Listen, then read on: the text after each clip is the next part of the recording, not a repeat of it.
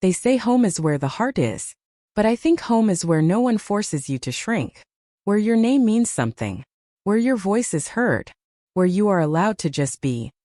Without permission. I've never had a place like that. Not growing up. Not when I married Kyle. And certainly not when his mother moved into our so-called starter home. I spent 5 years convincing myself that love meant sacrifice. That maybe if I just tried harder, if I smiled more, cooked better, kept the house a little cleaner, I'd finally earn their kindness.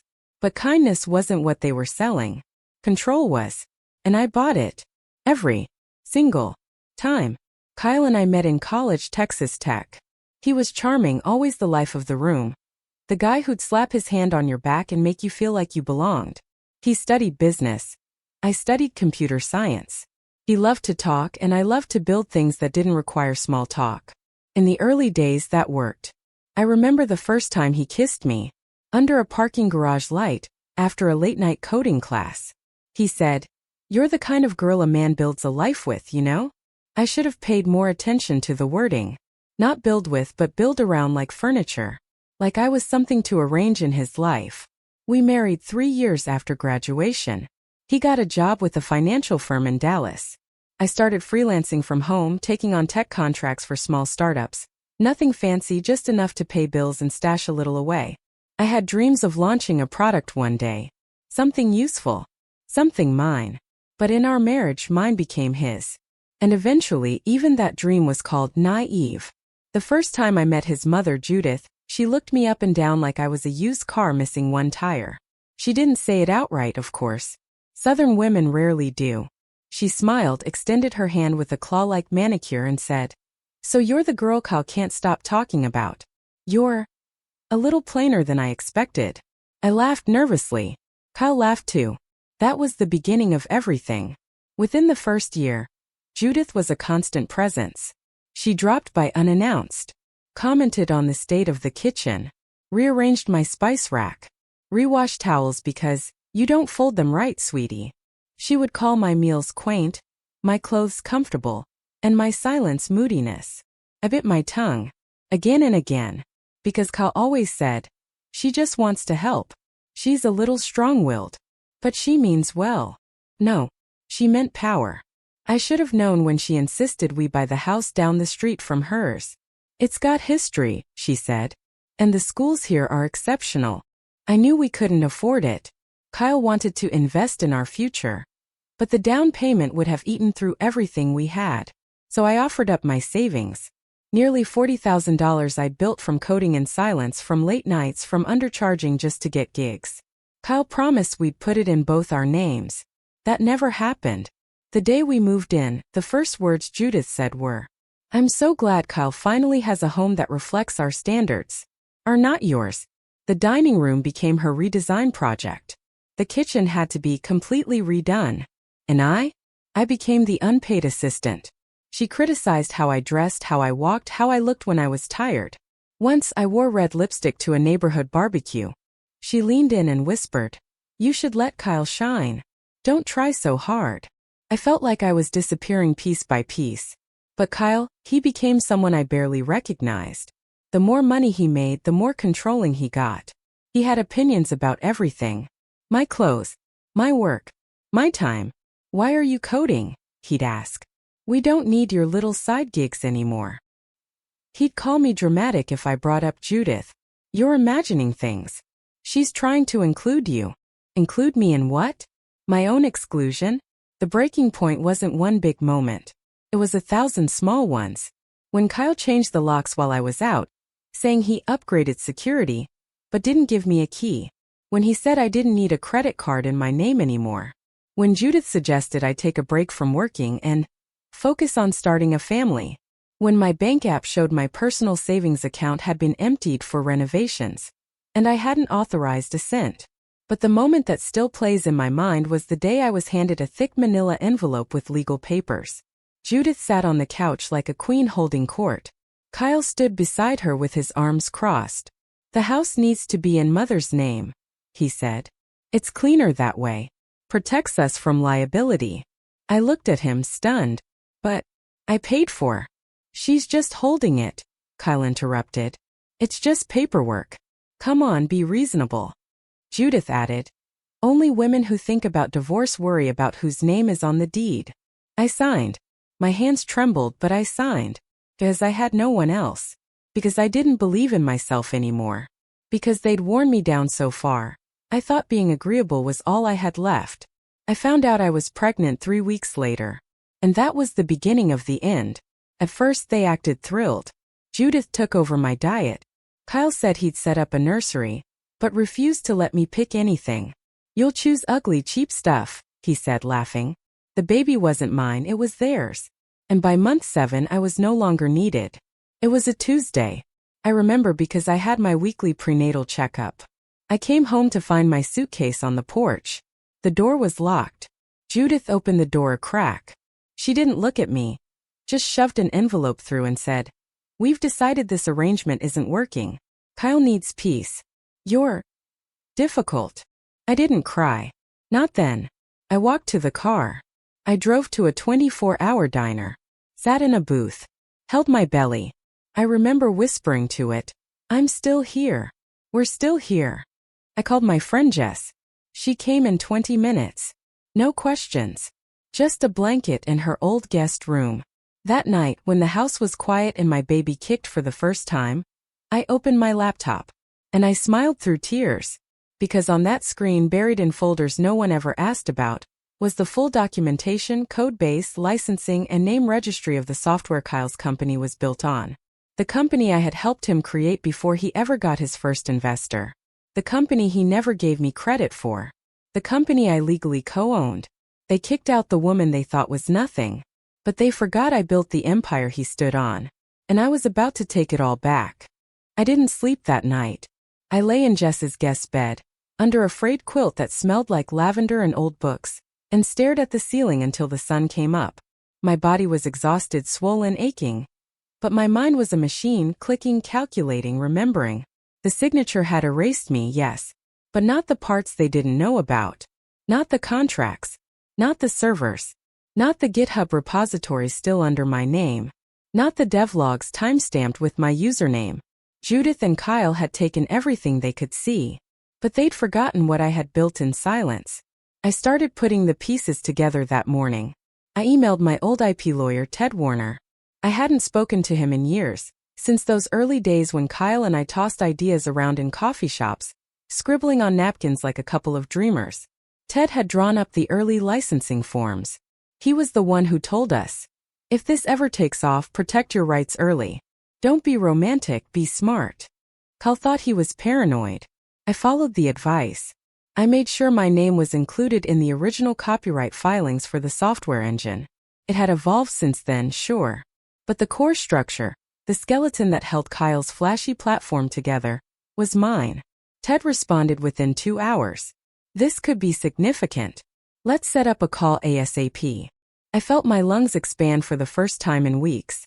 Like I'd been underwater, and someone had just punched the surface open. Meanwhile, Kyle was quiet.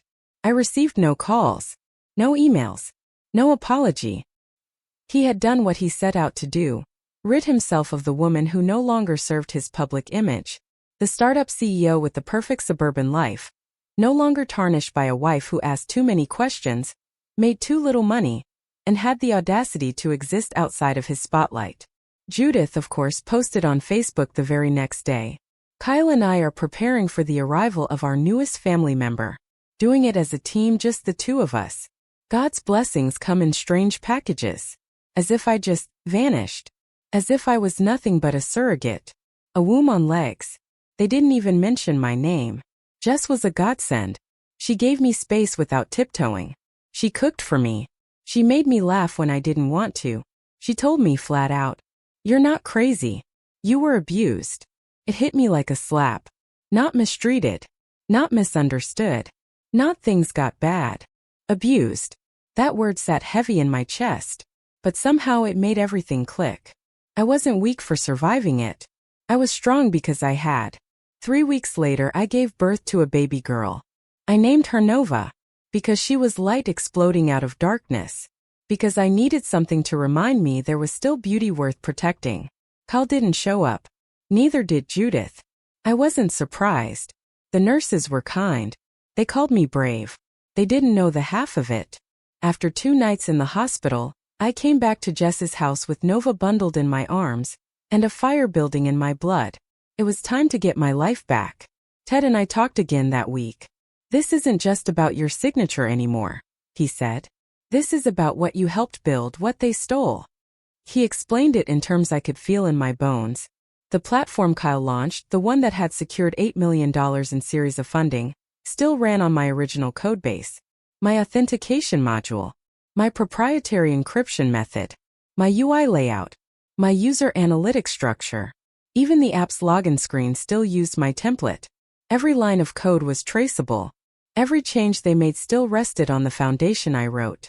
And the fact that they never paid me, never offered equity, never acknowledged me as co-creator, it wasn't just wrong. It was illegal. I can issue a cease and desist, Ted said. But I recommend we go bigger. We sue. I wasn't sure at first. Sue Kyle, the father of my child? But then I remembered how he looked at me the day I signed those house papers. Like I was a burden. Like he'd just taken out the trash. I remembered Judith saying, "Only women who think about divorce worry about whose name is on the deed." I remembered standing in the driveway, pregnant and humiliated, while the house I'd paid for sat behind a locked door. Yes, I was going to sue. But not just for money. Not just for recognition. I was going to make sure the next woman who ever found herself across from Kyle or Judith knew exactly what I had done to them. The legal process was slow, deliberate, beautifully meticulous. Ted filed the intellectual property claim first, then the corporate equity claim. We submitted years of documentation, emails, early code repositories, invoices, drafted designs and UI flows all signed by me. Every lie Kyle ever told about being a solo founder crumbled like sandpaper in a thunderstorm. They didn't even see it coming. I waited. I healed. I breastfed Nova at night and coded during the day. Small freelance jobs to keep us afloat. Jess refused rent, but I insisted on cooking every night. It made me feel human again. Normal. Powerful even. For months after filing, I received a call from Ted. "They're trying to sell the house," he said. I blinked. What? Kyle put it up for sale last week. Judith signed on as owner. They're listing it for $950,000. I felt the burn rise up my throat. "They can't," I said. "They won't," he replied. "Not if I file this injunction today." And he did. By sundown, the sale was frozen. Kyle called me for the first time in 6 months. I didn't pick up. He left a voicemail, furious. "You're being petty, Olivia. Don't you dare ruin this for us." Still no mention of Nova. Still no acknowledgement of the hell they put me through. I stared at the blinking red light on my phone, then deleted the message. The war had begun. But for the first time in years, I was the one holding the pen. I didn't listen to the rest of Kyle's voicemail. I didn't have to. I knew that tone. It was the same voice that used to say, "You're overreacting," or "You're too emotional." The same voice that turned every confrontation into my fault. Only now that voice had fear behind it. And it tasted sweet. While Kyle panicked, I rebuilt. At night after Nova fell asleep, I worked. Not just for money, though we needed it, but for clarity. For reclamation. I logged into my old Git repositories, cleaned up code bases, and reconnected with the part of me that had always been sharp, methodical, powerful. The girl who used to spend nights in the lab, fingers flying across a keyboard, building something no one believed she could. That girl wasn't gone. She had just been silenced. But not anymore. Jess watched the transformation in awe. "You're glowing," she said one night as I sat hunched over my laptop, feeding lines of code into a new analytics engine. "I'm coding predictive AI," I said without looking up. "Something leaner, smarter. I'm going to sell it to the same investors Kyle lied to." She whistled. Damn. We both laughed. But behind the laughter there was steel. Because this time I wasn't building for a man. I wasn't building for legacy. I was building for revenge. Meanwhile, Ted kept up the legal pressure. The intellectual property suit was moving forward slowly, as all these things do, but with momentum. Our evidence was tight. Our claims legitimate. Kyle's camp, of course, denied everything. But their denials were weak. Sloppy. When confronted with source code comparisons, they backpedaled, claimed early collaboration, and shared ideation. But emails told another story. Emails where Kyle wrote things like, "Liv, this encryption method is genius. I don't understand it, but I trust you. Don't forget to push your commits under my repo. Investors want to see my name. We'll split credit later. It's not urgent now." Those emails were like daggers, and Ted made sure the court saw every single one. The bigger move, though, was still ahead. Ted and I had been sitting on a nuclear option, my stake. Buried deep in the company's original LLC agreement, filed before Kyle's investors ever came on board, was a clause stating that any member contributing proprietary code would be entitled to equity based on revenue generated through that code. That clause had my name on it. And now, after years of ignoring me, they were staring down the barrel of a 60% equity claim. Enough to seize majority ownership of Kyle's company. He was CEO in name, but I was the ghost in the machine. The co-founder erased from public history. Until now. By month 6, things started shifting. I began getting DMs from people in tech, old classmates, startup founders, even former colleagues. "Hey, is it true you helped build FireGrid? Did you really design the UX? Why didn't you ever go public about it?" I didn't answer any of them. I didn't need to. Rumors were like smoke. And soon, the fire would be visible from every rooftop. One evening, Ted sent me an email marked urgent. Inside was a leaked document. An internal email from FireGrid's lead investor to Kyle. "If the equity claim is proven valid, we reserve the right to reevaluate our funding and leadership agreement." Translation: if I won, they'd pull the plug on Kyle. And they should. He was never the architect. He was the billboard. I was the blueprint. And then came the cherry on top, the house. I received a notice of hearing for property mediation. Apparently, Judith and Kyle had filed to lift the injunction and proceed with the sale. But Ted countered with a motion. Full reassessment of asset ownership, tied to my pending equity claim. If the court ruled in our favor, and we had every reason to believe it would, not only would the house sale be blocked, I could be granted ownership outright as part of company restitution. In other words, the house they threw me out of might legally be mine again. The night before the hearing, I stood in front of the mirror with Nova in my arms. Her eyes were so calm, deep brown like mine. She looked at me the way no one else ever had, like I was already enough. "I'm doing this for you," I whispered. She gurgled and reached up, touching my chin. And I felt it, the fire, the fear, the fury. All of it rolled into a quiet promise. They will not erase me again. The courthouse smelled like old wood and fear. I sat at the long oak table beside Ted, dressed in a navy blazer that still had the tags on it. Jess had insisted I buy something new. "You're not showing up to this looking like someone who needs help. You're showing up like someone who's taking names." The judge entered. A stern woman in her 60s with silver-streaked hair and a gaze that cut through pretense like a knife through fabric. I liked her instantly. Kyle arrived late, wearing a charcoal suit and a forced smile. Judith trailed behind him like a shadow in pearls. She didn't even glance at me, just took her seat and began whispering furiously to their attorney. I kept my eyes forward. The court clerk called the case. Olivia Mercer versus FireGrid Technologies, Kyle Mercer and Judith Mercer. My name. First. That meant something. The initial part of the hearing was procedural. Motions. Objections. Legalese. But I knew my time would come. And when it did, it would hit like thunder. When Ted stood to present our evidence, the room shifted. He began with the licensing documents, proof that I had created the core framework of FireGrid's encryption model. Then came the GitHub commits, timestamps, IP addresses, and code reviews. All mine. All untouched. Then the emails, projected on a screen for everyone to read. "Push your commits under my repo. Investors want to see my name. We'll split credit later. It's not urgent now. Don't be petty, Liv. You're my wife. What's yours is mine, right?" The room went still. Kyle looked pale. Judith started fanning herself. But Ted wasn't done. He pulled out the original LLC document.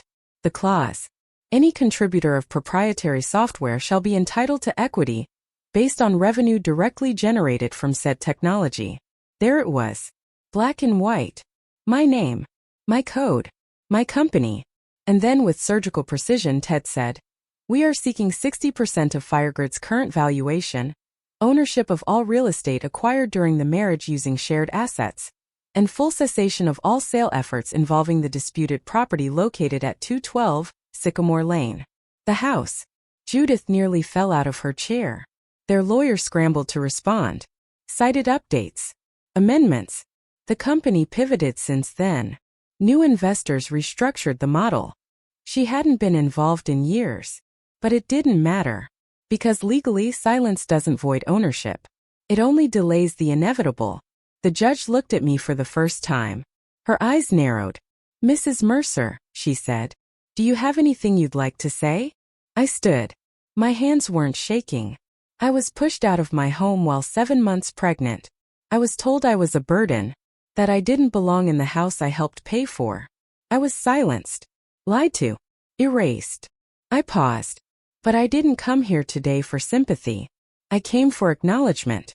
I built what they're standing on. And now I'm asking the law to give me back what was always mine. I sat down. No dramatics. Just truth. 3 days later the judgment came in. Partial ruling in my favor. A temporary injunction on the sale of the house was made permanent. Judith was ordered to vacate within 30 days. The court acknowledged sufficient merit in my claim to FireGrid's ownership and froze 60% of corporate assets pending further litigation. And the judge added one line I'll never forget. The court acknowledges Mrs. Mercer as a rightful co-founder and intellectual property owner of FireGrid Technologies. I cried in the parking lot. Not because I was sad, but because it was the first time in years that someone said my name and recognized it. A week later I got an email from Kyle. Subject: Can we talk? I didn't open it. Instead, I opened a different document, one I had drafted months ago. A formal eviction notice. Not from me. From my new LLC. Nova Solutions LLC. The company I built from scratch with the money I earned after they kicked me out. It now owned the house on Sycamore Lane. And I was its only officer. That Friday morning, I walked up the same driveway they once pushed me off of. Judith opened the door. Her eyes widened. You can't just walk in here, she snapped. I smiled. I'm not, I said, handing her the letter. I'm serving legal notice. She grabbed the paper like it might bite her. What is this? 30 days, I said. Then you're out. Her face went red. You think you're better than us now? No, I said. I know I always was. I turned and walked away before she could speak again. Behind me the front door slammed. Hard. But nothing could. As I was done knocking. Now I owned the damn house. The sky was overcast on the day they left. Not raining. Just heavy. Like the world knew something was shifting. I sat in my car across the street, Nova in the back seat, watching the last of Judith's white furniture get stuffed into a U-Haul that looked far too small for her ego. Kyle wasn't there. Apparently he had work meetings. Coward. Judith stood on the lawn like a dethroned queen, barking orders at two exhausted movers. She kept checking her phone, probably hoping Kyle would swoop in and save her. He didn't. And I didn't move. I just watched. Quiet. Composed. Exactly the way they never allowed me to be. She turned toward my car once, eyes locking with mine through the windshield. I didn't smile. I didn't wave. I just held her gaze. Still. Solid. Unapologetic. She looked away first. That was new. The movers finished around 4 p.m. They drove off with the last of the brass-accented lamps and overpriced ottomans. Judith stood alone on the porch. For a moment she looked like someone else entirely, small, tired, irrelevant. I got out of the car holding Nova. She didn't say anything. Neither did I. I walked past her. Up the steps. To the front door of the house I once paid for. Cooked in, cried in, was thrown out of while carrying the child now sleeping on my shoulder. And I unlocked it with my key. The air inside felt different. Not new. Not clean. But unclaimed. Like it had been waiting for me all along. I walked to the kitchen, placed Nova down in her carrier, and stood at the center of the room. The same spot where Judith once said, "You'll never be more than a housewife." Now the house was mine. And I was so much more than she could ever comprehend. 2 hours later, I heard the front door creak open. Kyle. He stepped inside like a man walking into a funeral. He looked thinner, paler, sloppier than I remembered. Liv, he said. Can we talk? I leaned against the counter. You have 5 minutes. He looked around the kitchen, then down at Nova, then back at me. I miss us, he said. I laughed. A short, sharp sound that echoed. No, Kyle. You miss control. You miss me doing everything while you played the genius. He tried again. Look, I messed up. But we can fix this. You're amazing and you know the company. Don't, I said. Don't even finish that sentence. He paused. I'll fight you in court if I have to, he threatened, but the fire wasn't there anymore. Just desperation. I hope you do, I said. I really do. Because now, every time you challenge me, you're giving me another chance to prove I built the empire you're standing on. He stood there, deflated, silent. Then I walked over to the front door, opened it, and pointed out. He stared. You're kicking me out? No, I said. You've already done that part. I'm just making sure you don't forget what it feels like. He walked out, didn't say goodbye, didn't look back, and I closed the door behind him with a finality that felt holy. Later that night, after Nova was asleep upstairs, I stood in the living room and looked around. Same walls, same floorboards, but not the same house. Because the woman who stood here now, she didn't flinch anymore. She didn't ask for permission.